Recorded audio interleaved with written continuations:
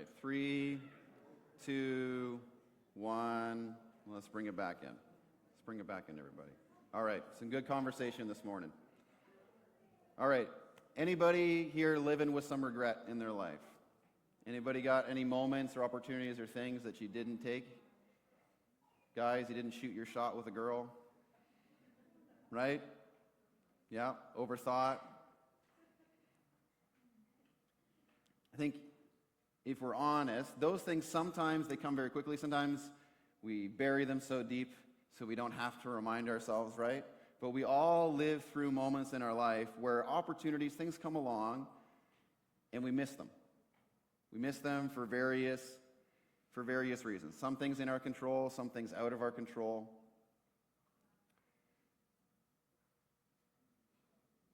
But we have opportunities that we've missed.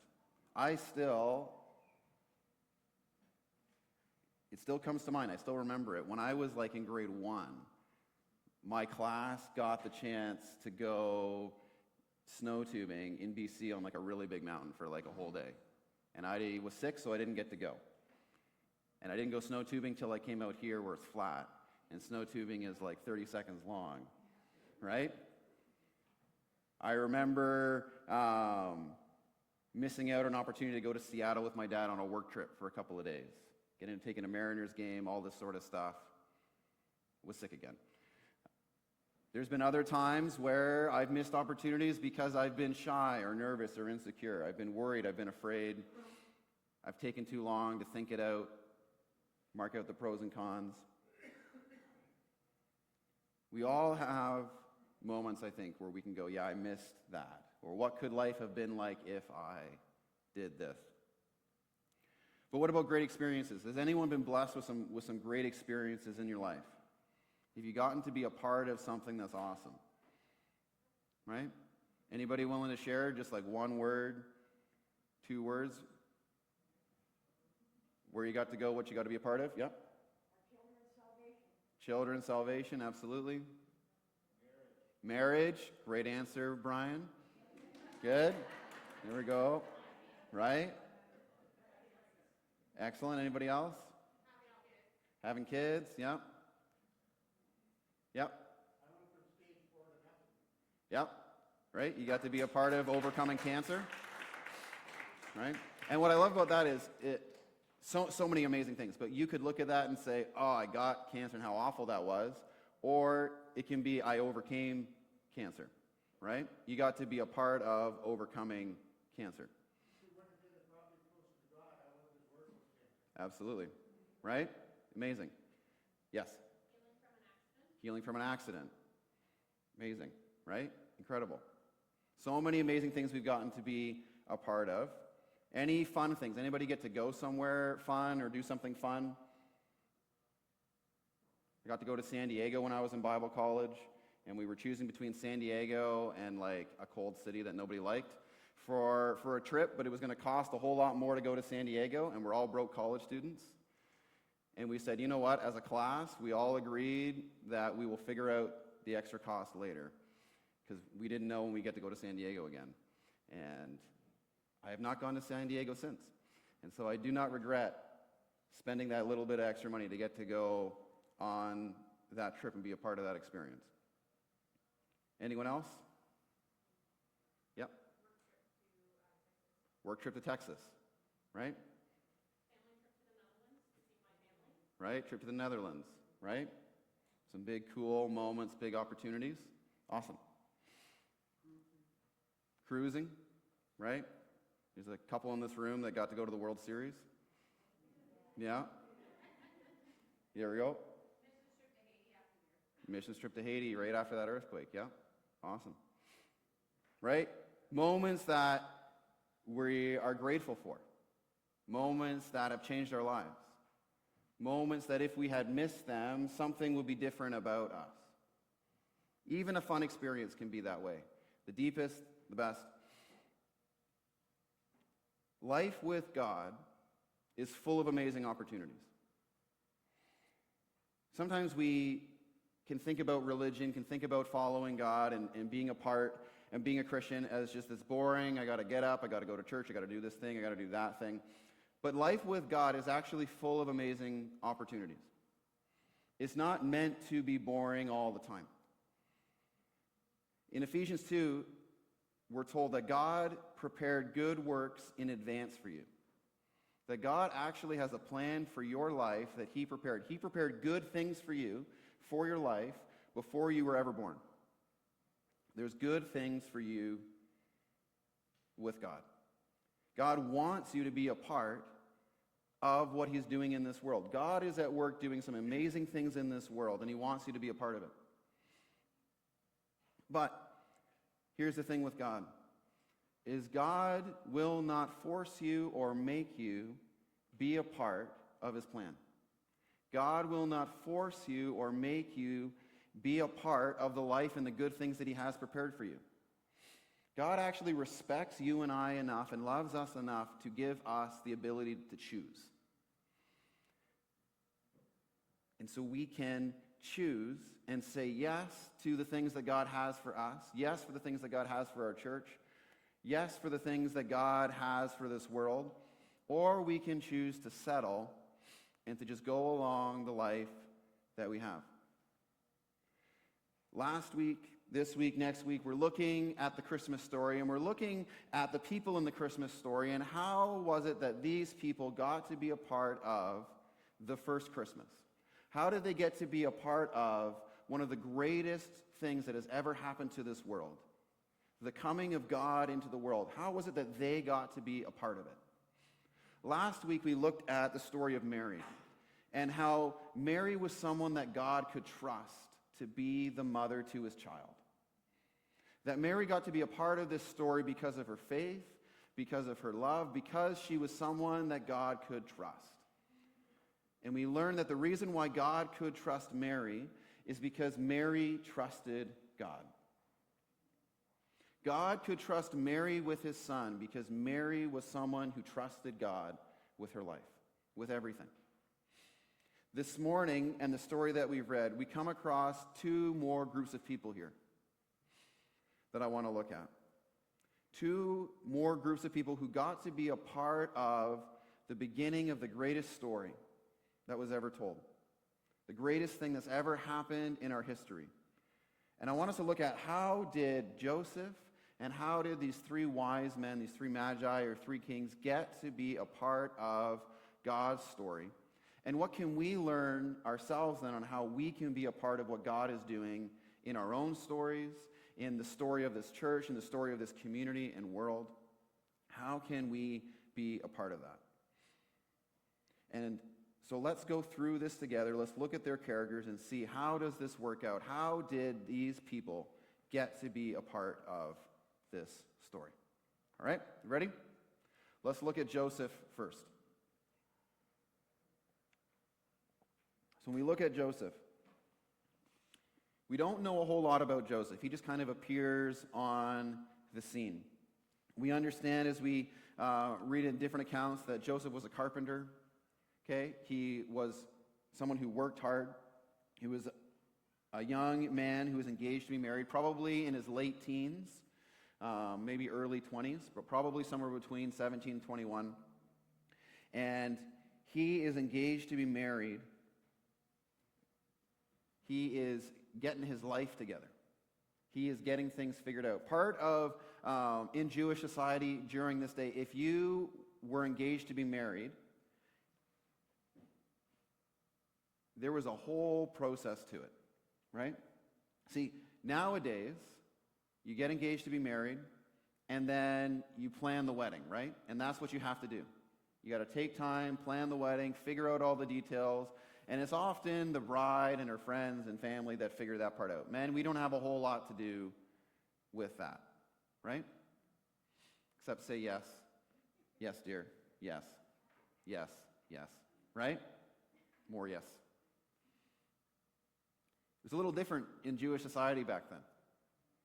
Men had a job to do while the women were planning the wedding.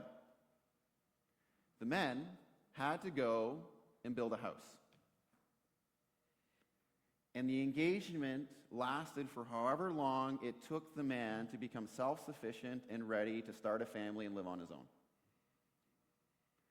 They became engaged, and the man would go off, and he would get everything ready to take his new bride into their home to be able to provide and care for. So that could literally mean going and building a house, if a new house needed to be built.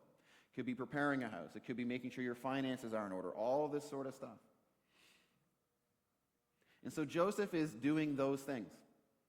He's gotten engaged, he's excited, he's getting ready to be married, and he is getting up every day, going to work, coming home at night, and putting things together to get ready so he can bring his bride home. And then he hears the news that his wife is cheated on him. We look at the story and say, that's not what happened. But if you put yourself in Joseph's shoes, if you find out that your wife is, your fiance is pregnant, what does that mean? It means she's cheated on you. Because he hasn't been with her. He's been off building the house. Right? Can you imagine for a moment what you would be feeling, what you would be going through? Might feel like breaking that house down. Right? That your life has been turned upside down. Joseph is in this moment, experiencing this. And what do we learn about Joseph? Who is Joseph? Joseph, to whom she was engaged, was a righteous man and did not want to disgrace her publicly, so he decided to break the engagement quietly. What do we learn about Joseph? Just a simple verse. 1, he was a righteous man. He was devout in his faith. He followed the laws. He went to church on Sunday. He read the Bible every day. He put it into practice in his life. He was a righteous man. He did everything he could to be following God and to be following and living in the covenant that God had given them. The second thing we see is we see a glimpse into his heart and his character. See, Joseph, who at this moment would have every reason to disgrace his fiancée publicly, who would have every reason to show the world who she was, right? And it was a big deal back then, this situation. It would be a big deal now to be cheated on like that, but even bigger back then. The shame, right?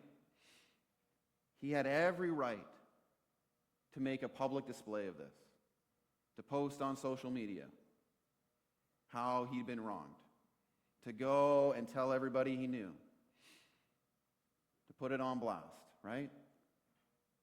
But what does he do? He did not want to disgrace her publicly, so he decided to break the engagement quietly. Joseph is a man with such deep character and integrity and love that even when he's betrayed by the person he loves the most, he does not look to get even. He still looks to care for her. He still cares about her reputation. He still cares about not making a spectacle of this. This is the kind of man that God trusted to be the adopted father of his son. A man who was devout in his faith, and a man who practiced that faith with love, with care, with integrity, with mercy and grace.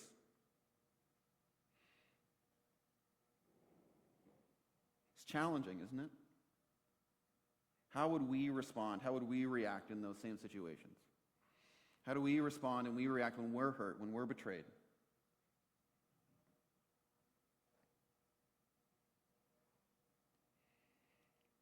And then the third thing that we see about Joseph that I believe is tied to these other pieces, I don't think you get any of these without the others,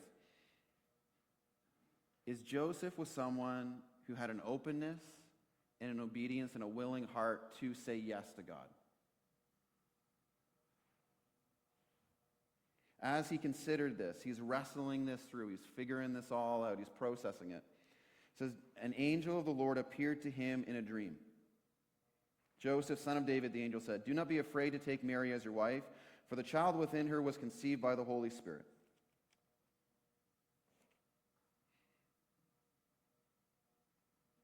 Joseph is someone that God can talk to, that God can meet in a dream. And Joseph will be able to recognize the difference between what he had for dinner last night, coming up in a dream, and God speaking to him in a dream. And it says, when Joseph woke up, he did as the angel of the Lord commanded. He got up and he obeyed. He didn't hum and haw. He didn't say yes. He wakes up and says, all right, wedding's today. Let's do it. And as you read through the story, it actually appears 4 more times that God speaks in dreams. And Joseph, each time, listens and obeys, even when his life is inconvenienced. The first time, it's you're going to marry someone that everybody else thinks has cheated on you. Now he knows and he believes God and has faith and trusts God.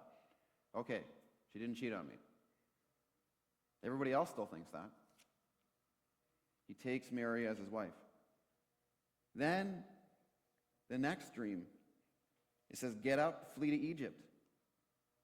Go be a refugee in a foreign country. Get up and go. You're not safe. He gets up, he goes.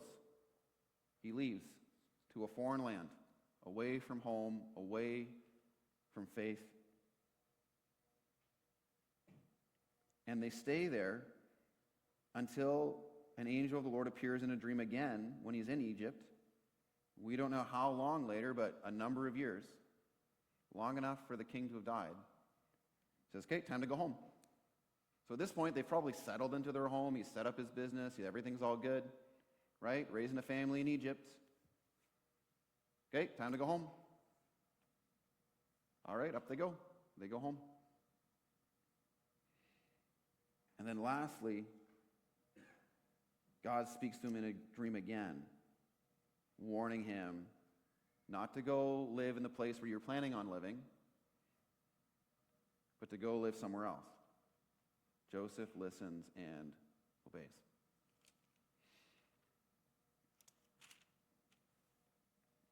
Joseph was someone who had deep godly character,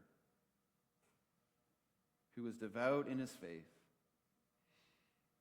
and who was open to hearing from God, who wanted to hear from God, and who was obedient when God spoke to him.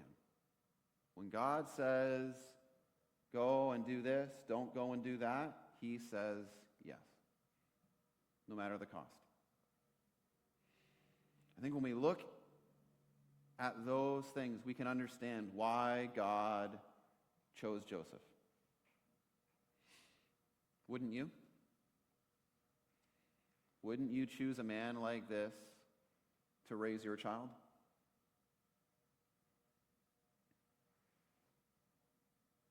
So then the question comes to us is, okay, God, am I like this? Am I someone who is devout in my faith? I'm not just doing the bare minimum, but I'm living this fully. I'm allowing it to transform me from the inside out. I'm all in. Am I someone who has allowed God to transform my character from the inside out?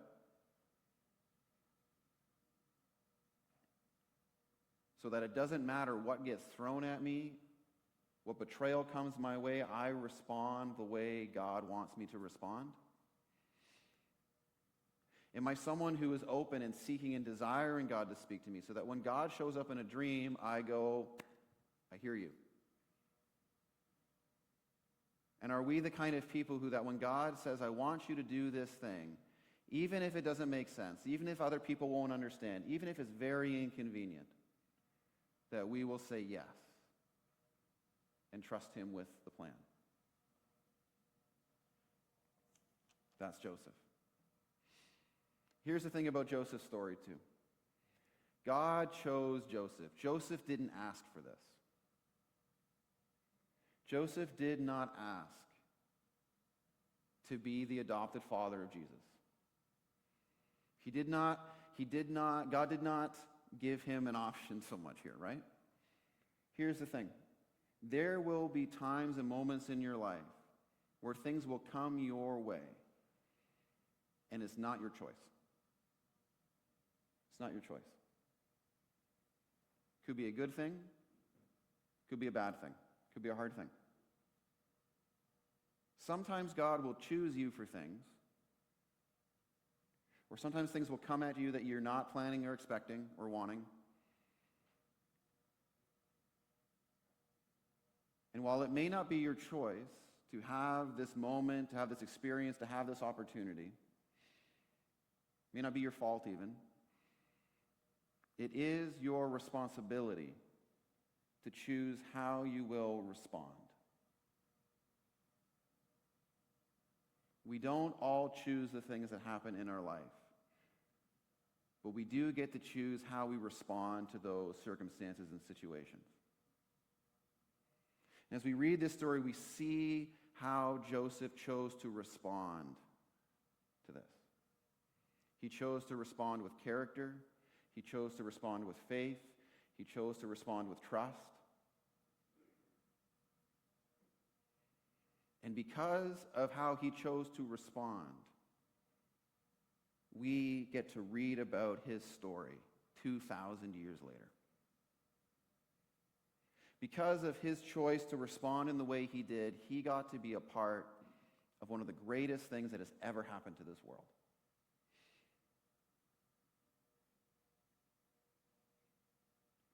And there are things in your life that God wants you to be a part of.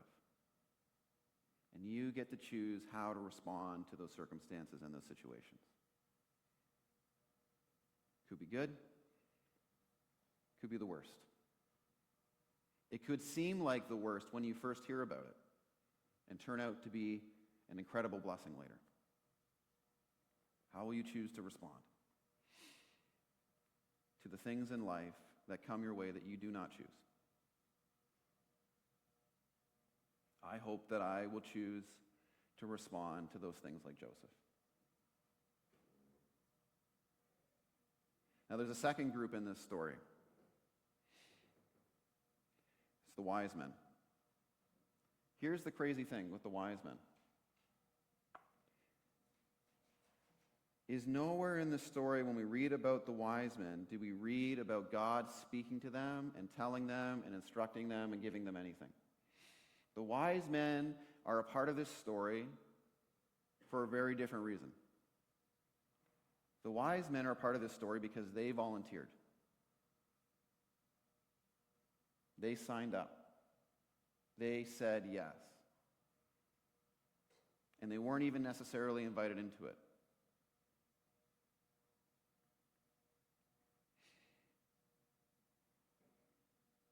Chapter 2. About that time, some wise men from eastern lands arrived in Jerusalem asking, "Where is the newborn king of the Jews? We saw his star as it rose, and we have come to worship him." So there's a difference here. With Joseph, with Mary, God came and spoke to them and called them and chose them. With the wise men, they were just watching, waiting, looking, and they saw the star rise.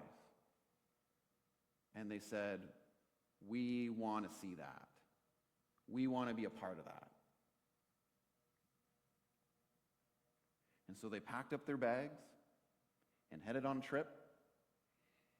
And it took them at minimum 9 months, more than likely 2 years,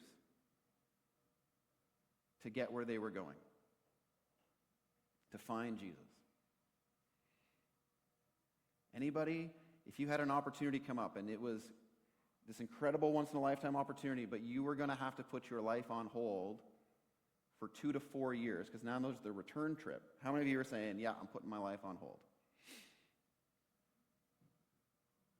Right? Most of us are like, I got plans. Right? Some of us have a hard time putting our plans on hold even to come to church on a Sunday morning. Not you guys, because you're all here this morning. Right? We have a hard time putting our plans on hold to say yes to something. But the wise men were watching and waiting. They signed up for the trip. They got to be a part of this story simply because they wanted to be. You don't have to wait for God to speak to you in a dream or with an audible voice from heaven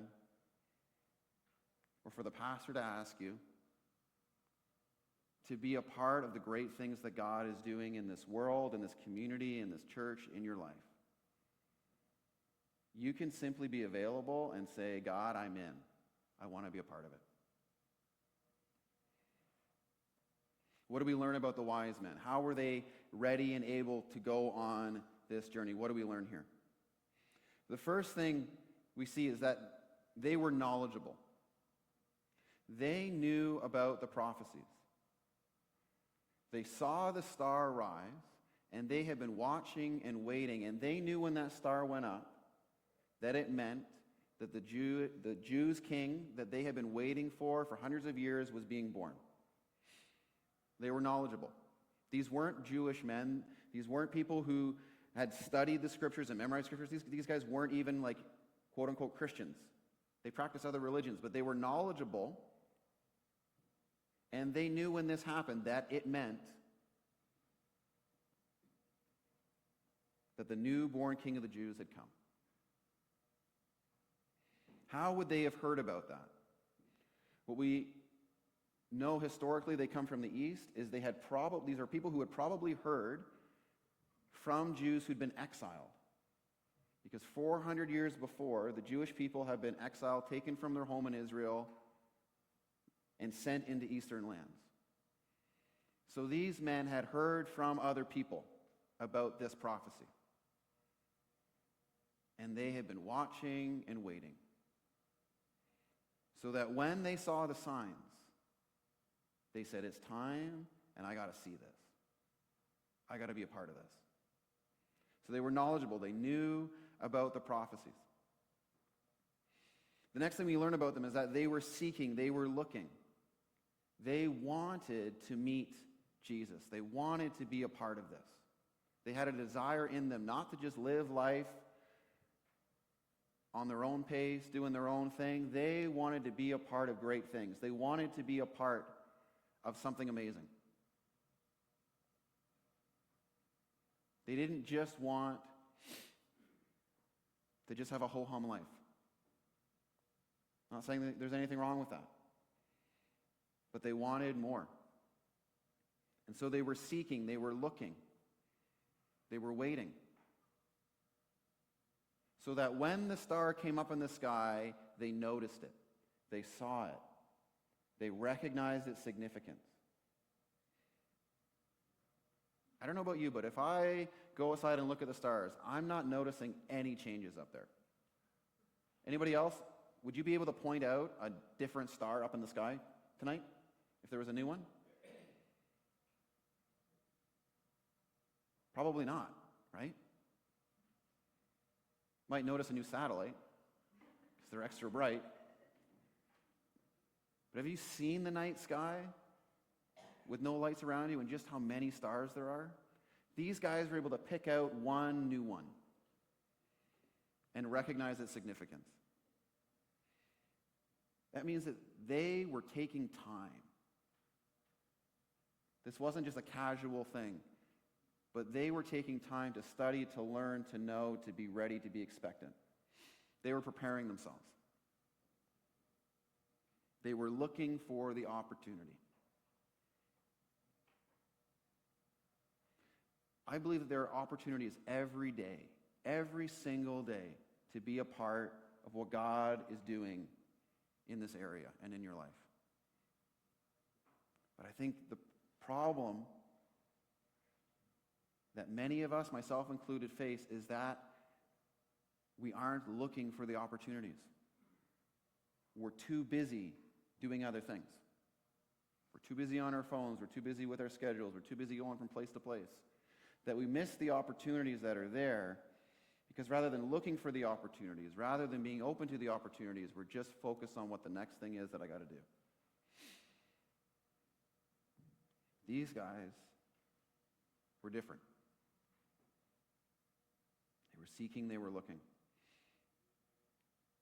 Next thing we see is that they were willing to make the sacrifice to be a part of what God was doing. See, they saw, they'd heard about these things, they had learned, they were knowledgeable. They had a desire to be a part of things, to say yes, to go on an adventure, to look for the opportunities. Then they recognized the significance of the moment when it happened, but they were willing to make the sacrifice to be a part of what God was doing.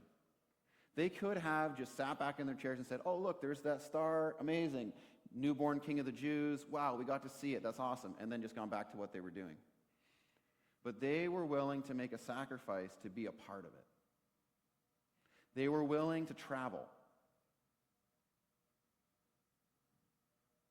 Really travel, right? A road trip that lasted years. They were willing to give up their time and put their life on hold, put their plans on hold. I can't even imagine, no cell phones. These guys are wealthy enough to be able to go on a trip like this, which means that they must have a lot of responsibility, which means they have things that have to be taken care of while they're gone. They have to hire people, have to leave instructions, have to make sure that when they come back, they're not poor and destitute, and the business hasn't been, falling apart. They go to all that work, and then they take the time and say, okay, we're trusting you guys. I don't know when I'll be back. They take the time, and they give gifts to Jesus when they get there. Costly, expensive gifts to worship him. They were willing to make the sacrifice to be a part of the story, to be a part of what God was doing. They recognized the significance of the moment, and they jumped on it and said, I want in. If they hadn't been looking, they would have missed it. If they hadn't been ready, they would have missed it. If they hadn't been willing to make the sacrifice, they would have missed it. We wouldn't be reading about them. They got to be a part of the story, because when they saw what God was up to, they said, I'm in. I don't know about you, but I want to be a part of what God is doing in this world, what God is doing in this region, what God is doing in this church, what God is doing on my street, even in my neighborhood. And the only way that can happen is I can either just wait for God to speak to me in a dream, or I can take on the posture of one of these wise men and say, God, I want in. Show me the opportunities. Show me what you want to do. I'm looking, I'm ready, I'm willing to sacrifice, I'm ready to jump. Show me. And volunteer and be a part of it. Here's the thing. God is always speaking. The question is, are you listening? God is always speaking. Are you listening?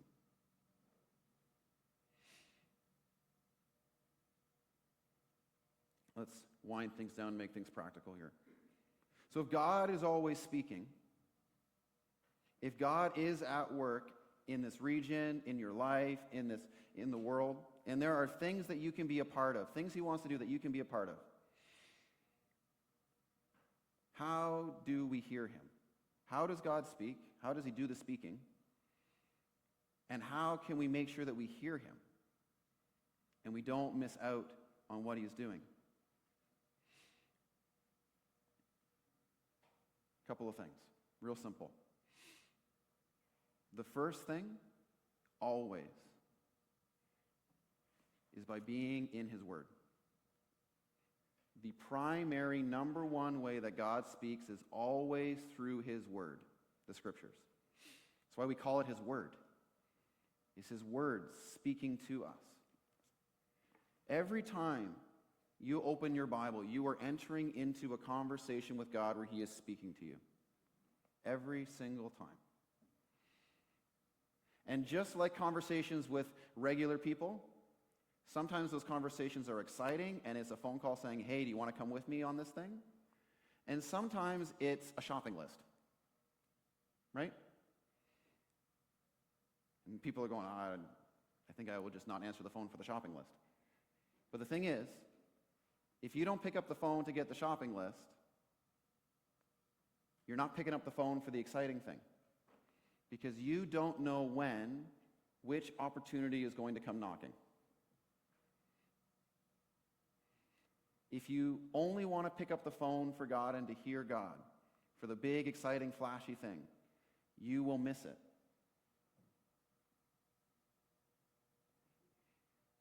If you want to hear God speak, it starts by daily getting into the Scriptures, even if it's just a verse a day, and spending time in conversation with Him. There will be days where it is boring. There will be days where it is confusing. There will be days where it doesn't mean anything to you. But then there will be moments and there will be days where you will hear Him speak. Where reading the Bible it's not just something you're reading, but it's reading you. And if you come to it with this attitude of saying, God, I want you to speak to me. God, help me hear you as I read this. It's not going to be every time, but He will speak. And the more you do it and the more open you are, like Joseph and like the wise men, the more you are seeking Him and looking, the more you will hear Him. And the better you will get at hearing His voice. And the more opportunities you will see. The big things and the small things. And there's this principle in Scripture throughout where if we want God to trust us with big things, we have to prove trustworthy with little things first. Before you can be trusted with the big thing, you have to be trusted with the little things. So get in prayer. Get in the Scriptures. Be trustworthy with the small things in your life. Your family, your work, your personal leadership, and your own health.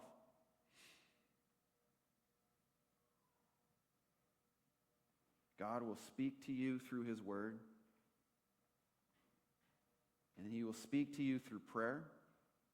And the way that you recognize that it's Him talking to you when you're praying and not just yourself, again, comes back to this. Because nothing that God says to you in prayer is ever going to contradict His Scriptures. God doesn't talk out of both sides of His mouth. If this is His Word, anything He says to you in prayer will line up with this. And you will learn to recognize His voice the more that you do that. Through prayer. We do it in community. The Bible was never meant to be read alone. It was meant actually to be read aloud and talked about and discussed aloud together. It only became a book for private, personal study later, which I'm so grateful for. And it's so important, but it was never meant to replace what we're doing right now. We do it in community. Sometimes we have crazy ideas and we need our friends to talk us down. Right? I think God's telling me to do this. I don't think so. Other times we need our friends to talk us up. Yes, God is calling you to this. Yes, I think God is telling you this. Yes, I think you should go here and do that. You need both.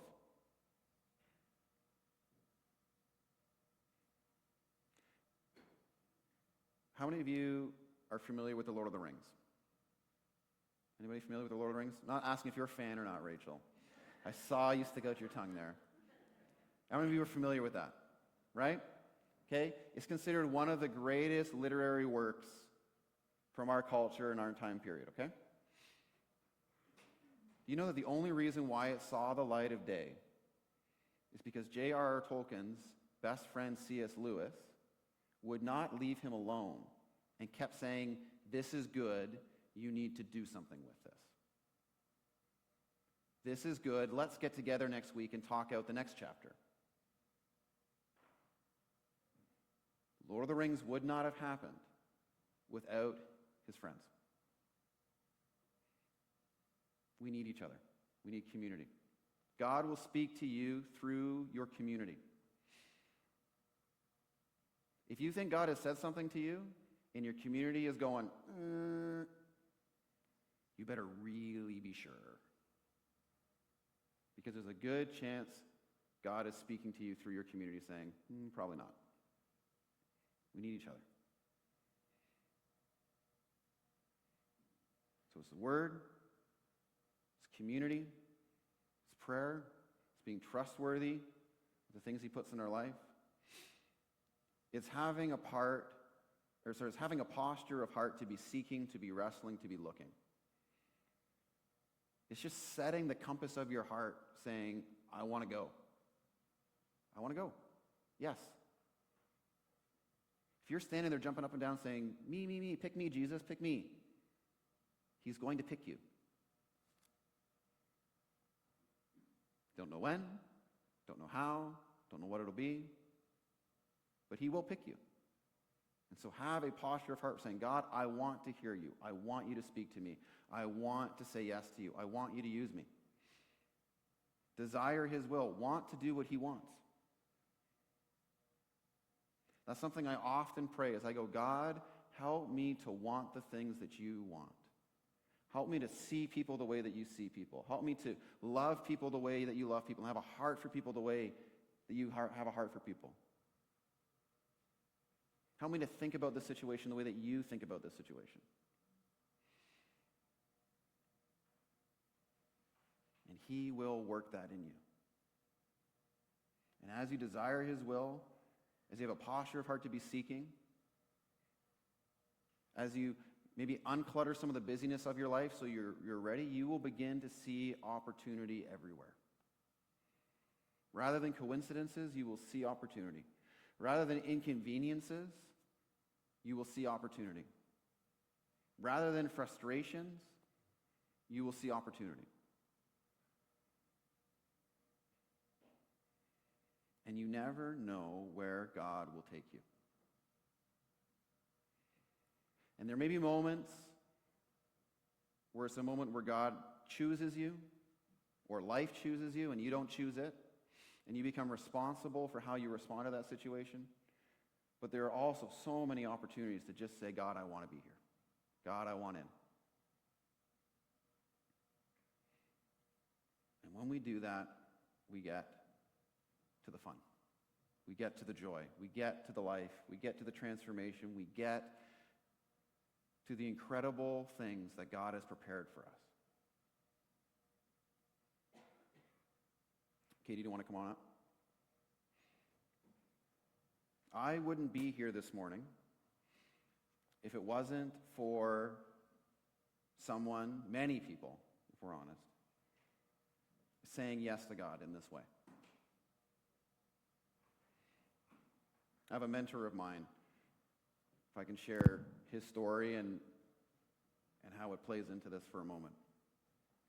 I have a mentor of mine who God called to be a pastor. He already had his undergraduate in science, was not planning on being a pastor. He'd already gone to university. God called him to go into ministry. He could have said, I've already spent 4 years and a whole lot of money to do something very different. But then he went and he got another degree, got a master's degree.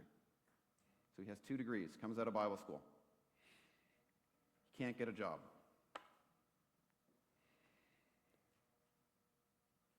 He could have gone back to his other thing, right? Fallback plan. Instead, he went and became a youth pastor in a small northern community that couldn't afford to pay him. He said yes to God, and there was no money. So he drove truck at night and youth pastored by day. And over the years, God blessed and worked in this man's life. He became our regional youth director for a long time. And he was our regional youth guy when I went to Overflow, when I went to youth camp, when I went to Bible college, when I started pastoring here. Had a huge influence on my life. If he'd said no to God at any point, wouldn't have had the influence that he's had on hundreds of people, thousands of people. It started with driving truck in the frozen north, which he was way too overeducated and overqualified for. And then, how this plays into me being here, is he came and he shared that story at Bible college when I was in first year.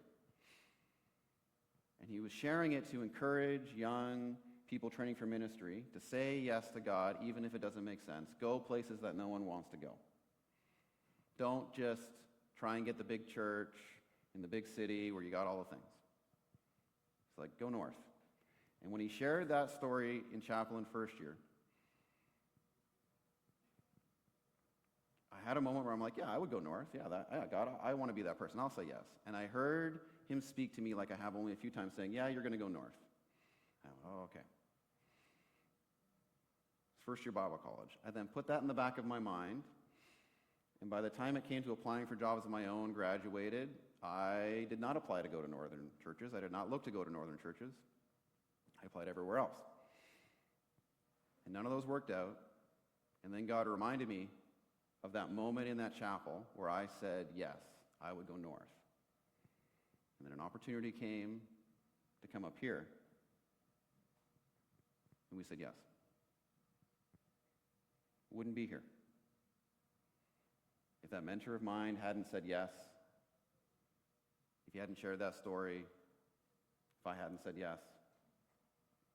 And I am so grateful to have Engelhard as a home and to have this church as a home. But you never know, and I share this because you never know what your yes will do. You never know what your yes to God, the impact that it will make for eternity in someone else's life. You never know what your life will look like, even years down the road. And it just comes to saying yes to him. Joseph and the wise men, when God was speaking, they were listening, and they said yes. My encouragement this morning, as we wrap up, we go to a moment of response, is God is speaking, are you listening? God is speaking this morning, are you listening to him? And do you want to be a part of what he is doing and say yes to him? And I don't know what that's going to be. I don't know what that's going to look like. But will you say yes to Jesus this morning? Let's come to a moment of reflection. Let's bow our heads, close our eyes. We do this so we can just have a personal, private moment with God. We don't have to worry about the pressure of other people around us.